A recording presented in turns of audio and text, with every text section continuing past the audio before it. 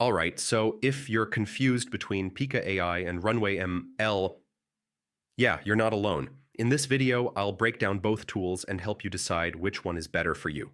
First, quick idea. Pika is simple and fast.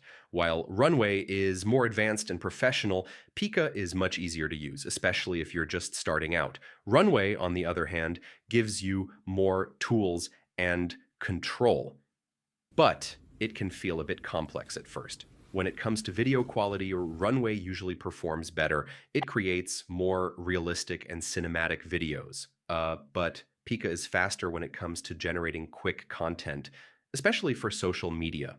Runway also offers more advanced features like better motion control, longer videos, and a full editing workflow.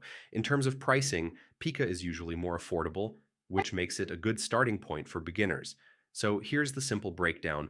Use Pika if you want fast, simple, and creative videos. Use Runway if you want high quality professional level content. So which one is better? Honestly, it depends on your goal. If you care about speed and ease of use, go with Pika. If you care about quality and control, Runway is the better choice.